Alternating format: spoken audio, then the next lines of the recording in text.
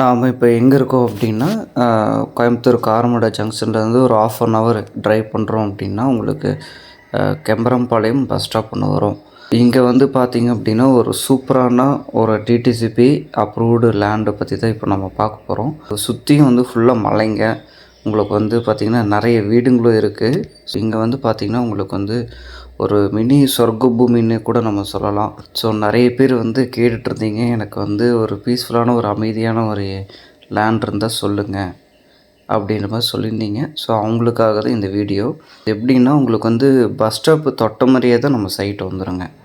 Bus stop பேர் வந்து பார்த்திங்கன்னா ஆஸ்பத்திரி மேடுன்னு சொல்லுவாங்க. இது வந்து காரமடையிலேருந்து உங்களுக்கு வந்து ஒரு வெள்ளிங்காடு போகிற ரோட்டில் வந்து லொக்கேட் ஆகிருக்கு.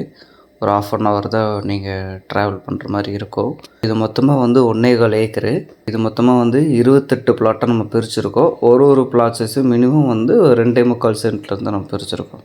இதில் வந்து பார்த்திங்கன்னா உங்களுக்கு வந்து 30 அடி தார் ரோடு, 45 அடி தார் ரோடு உள்ள நம்ம போட்டிருக்கோம். இது வந்து drainage, water facilities, water pipe connection எல்லாமே இருக்குது. எலக்ட்ரிசிட்டியும் நம்ம கொடுத்துருக்கோம். சைட்லேருந்து அந்த மலையை பார்க்கலாங்க. அவ்வளோ சூப்பராக இருக்கும்.